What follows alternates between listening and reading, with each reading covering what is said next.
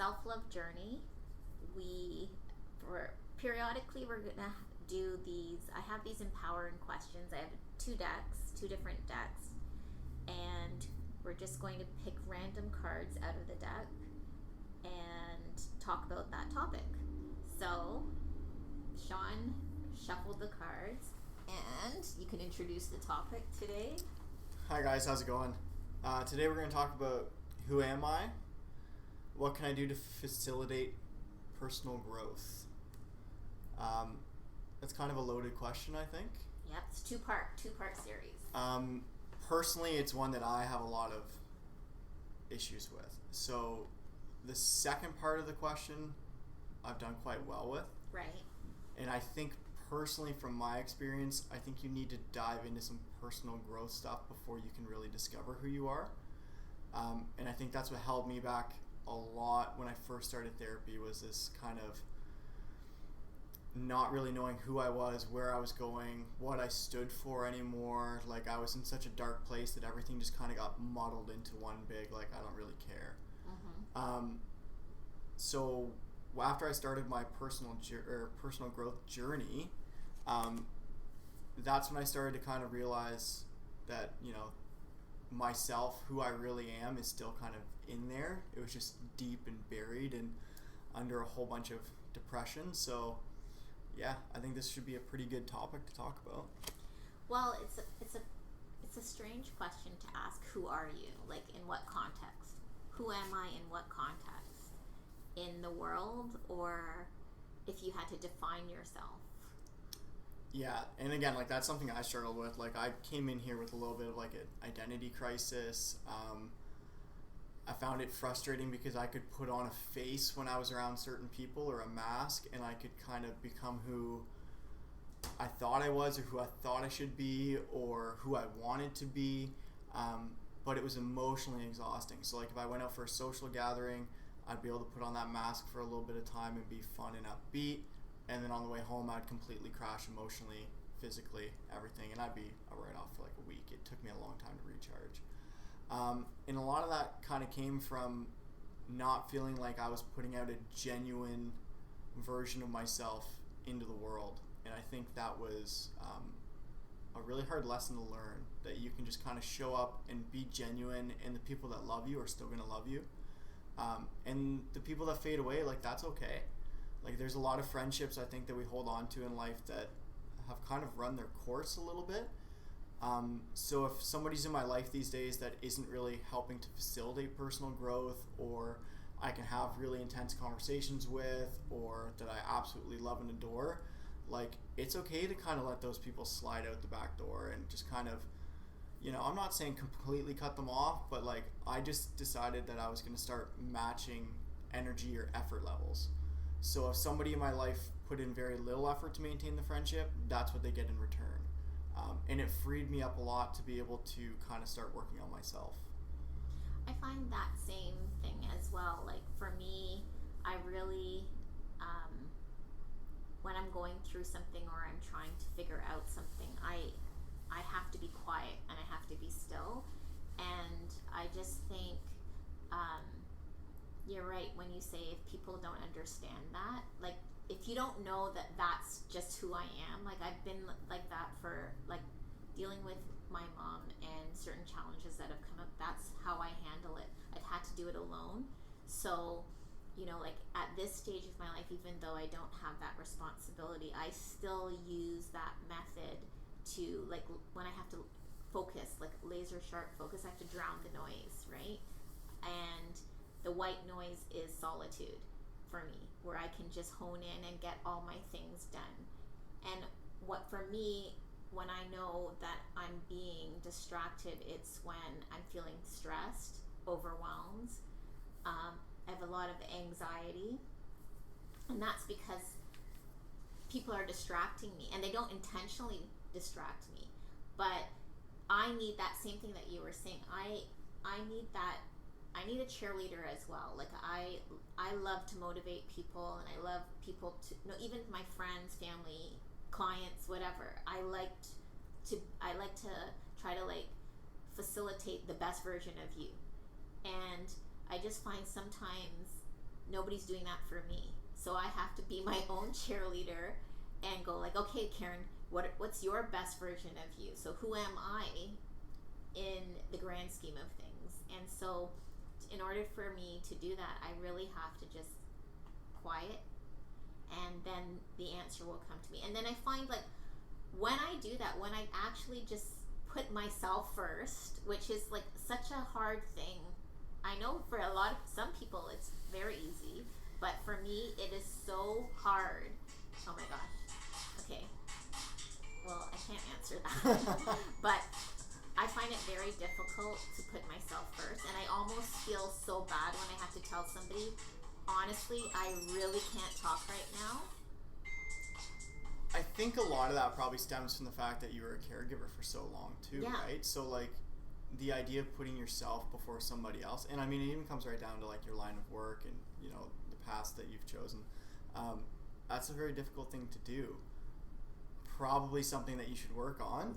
Definitely, but I mean everybody has something. So like for example, you said solitude is something that allows you to recharge. Yeah, I need it. For me, there's a certain level. So like solitude for me is demise. Like that's the end. If I'm solitude, like my brain will eat me alive immediately. Oh, okay. So it just goes to show everybody's a little bit different. I love to be alone and recharge a little bit, but if I'm at the point where I'm withdrawing, that is my brain eating me alive. So some of the personal growth stuff I did to help that and to help facilitate my alone time into a much more of a healthy manner would be journaling. Well, okay, let me provide context in my solitude. Yes. The solitude isn't just me sitting in a room. No, my no, solitude is working through 3 chapters of a dissertation, Yes. getting home projects done. That's perfect. It's like, it's never not busy. So the solitude is, I don't have time for an hour conversation, or I don't have time to actually go to lunch and just be social right now. I actually have work to do that I haven't been doing because I've been putting that first, because that's what that person needs, or they may need to speak to me about something. But I think when I step back and I go, okay, well, my pile is still there. Like when I do that, I'm pretty sure a lot of people, which rightfully so, do their projects first, and then they have free time. With me, I'll put you first, and then I'm stressed out now because I know there's like a mountain of work waiting for me, and no one's gonna help me to do it because nobody can. So that's where I've had to, and as a caregiver, you just naturally do that. You naturally put your loved one first, and then you multitask around it. I think you bring up a fantastic point. So your version of solitude is a very constructive one where at the end of it, you're going to feel accomplished with yourself. You're going to feel very happy with the work that you've accomplished, and like it allows you to move forward in a very healthy manner. Where the solitude that I face is much deeper, darker. It's no motivation to do anything, and everything drowns out. So my version of being constructive would be to be like doing my active journaling, where I will try to have a conversation with myself, so to speak, about insecurities and stuff like that. And that way I can take what would be a very kind of boring, lethargic downtime that's going to allow me to kind of spiral into a negative state of mind, and I can flip it and I can work on some issues that I need to work on. And I find it interesting because for me, like, I need to engage in conversation for those issues to become prevalent. So I don't realize they're there until I've talked about them, and they come up spontaneously through conversation. So something might trigger it, and I'll be like, oh wow, I didn't realize that was an issue. Okay, well, like, let's put that on the side for now, and when I have some alone time, like, we can dive into this and we can experiment and we can kind of see, why does this bother me? How does it bother me? Can I learn to recognize that it's going to bother me and kind of pull it back a little bit and kind of work on stuff that way? Because I do not do quiet time well. Don't get me wrong, I love laying on the couch hanging out, but I need to be constructive, because after like a day of being lazy, I start to eat myself alive. Well, I think that's the important part, and I'm not saying that it was always easy. Like, that solitude, I think there's a there's a difference between solitude and isolation. Yeah. And I was isolated in my darkest times. So yeah, that was just like I didn't have any motivation to do anything. I just wanted to sleep and not be with the world. But when my recharge is solitude, because it just means solo. Just like how solitaire, like it's just a one-man show. I like that. And I need that so that I can just be like, okay, I got this done. And then now like as you said, it improves my mood. I don't feel overwhelmed. I have a handle of what I'm doing, and I feel extremely more organized rather than flying off the seat of my pants, which is what caregiving is. Yeah, you're just reacting to situations. I can be proactive. I'm like, okay, well, I know this is done. I just really have to fine tune this, or I got this done today. I feel really accomplished today, and that's what I need to, I guess, move forward for my mental health. I think we've talked about this before, where a lot of people have a to-do list throughout the day. Yeah. And everybody knows the to-do list is. It's frustrating. It's daunting. Because mine was like a conveyor belt. Yeah. It's never ending. Yeah. Right? It's never ending. Just everything gets added on. You never catch up on it. Whereas a really healthy state of mind would be to sit down at the end of the day and really list out all the things that you've accomplished. Because I think a lot of people don't give themselves enough credit on what they've actually done throughout a day. And to have us, I think another piggybacking on that is to understand and know you're never going to get everything done. Oh, you're never, ever, ever. It's not possible. So having that unrealistic expectation is probably what's adding to your stress and being overwhelmed and anxiety. That you're striving for, as you saw me like cleaning the floor and you were laughing. I'm like, oh, that's bothering me. But that's OCD, so I can't help that. Like, I think that's a really nice little segue actually into realistic expectations, and that is not just with yourself. I think that's with people in your life as well. So if somebody in your life shows you consistently a specific type of behavior, you cannot expect otherwise. Like, you cannot expect them to go above and beyond when they've never actually shown you that they're capable of that. So that's one thing that I've kind of learned, is to be able to look at a situation with a realistic expectation on what somebody is able to either help me with, or have, communicate to me effectively, or even a realistic expectation of how I'm going to handle a situation. So if I can look at it and go, this is probably going to trigger me, and there's a potential that I might get very angry, I might get very sad, I try to head that off before it happens. And you can walk away too. Yeah, you can walk away. I choose personally, in my new relationship, I have been tending to kind of come right out with it and be like, hey, listen, this is potentially going to get to a point where I'm going to be heavily triggered. These are potentially the reasons why. I'd like to talk this through now before we get to a point where like nothing's going to make sense anymore because I'm just going to snap. So instead of getting to a point of being like angry, upset, emotionally hurt, whatever it may be, I try to kind of head that off, have that conversation as a mature adult where we can talk about things in a very safe environment versus like just reacting to a situation once it gets to a point that you can no longer ignore it. And I've had a lot of success with that. So I think that's a good point too of, I tend to do that too, where I will, if somebody, let's just say, has shown kindness in the past, that's the image that I'm going to have of that person, even though they could be like doing a whole bunch of things after that. I just hold that one act. It's like setting precedent. Yeah, but then I just think, but I'm seeing the person how I want to see them, not how they are. So, it takes, my mom used to have this saying as, I'll give you a long rope because eventually you'll hang yourself with it. And it's just been embedded in my mind because I guess, but it's trying to assess, well, not everyone deserves that long rope. Like, yeah, I guess my son deserves a long rope. Yeah. And he's never going to hang himself. I'm sure he knows. He's like, yeah, she's all talk. But yeah, he's never going to hang himself. Like, he gets the major pass. Yeah.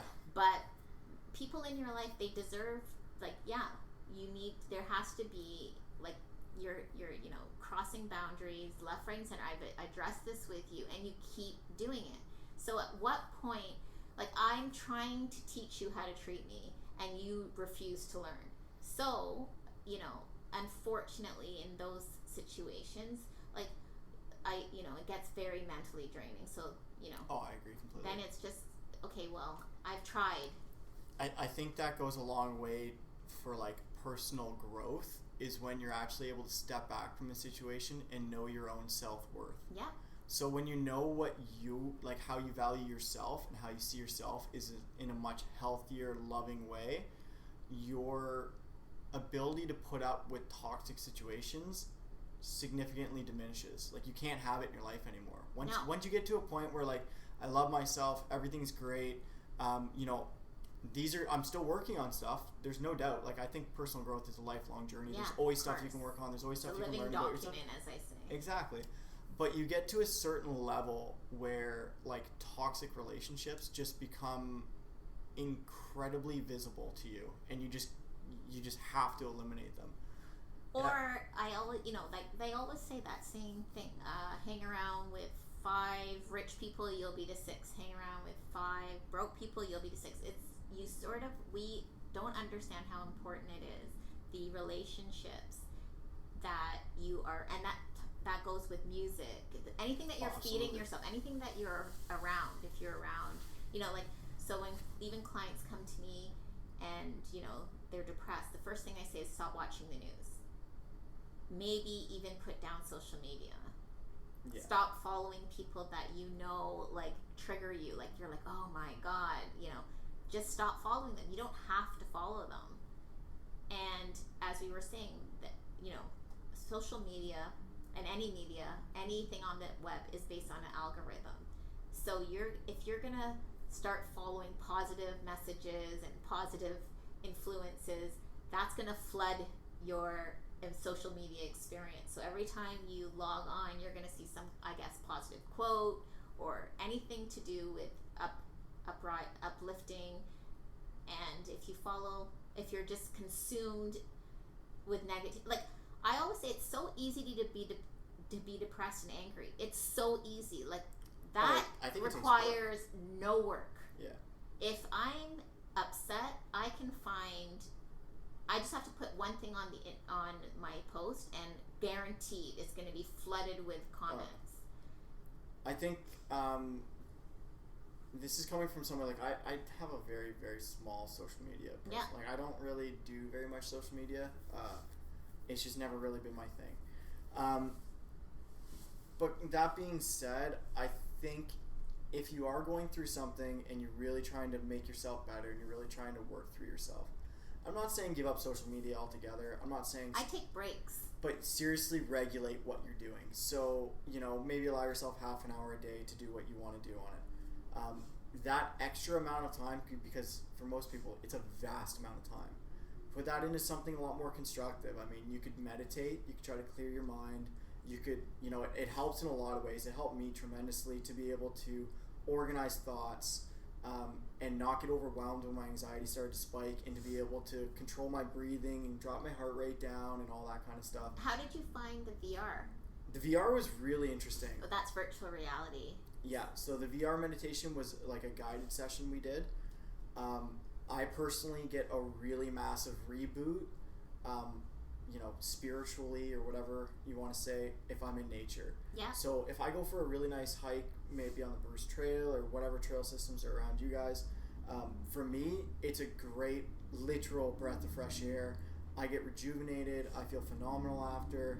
That's really good. So the VR session was like a meditation session while I was walking through the woods in the comfort of the living room. It was really interesting. Yeah, I think that would be great, especially as the weather changes. For winter, it'd be phenomenal. I'm sure it's going to help a lot of people. Yeah, I think it'd be really good. Meditation, like I said, is phenomenal for a lot of aspects of mental health.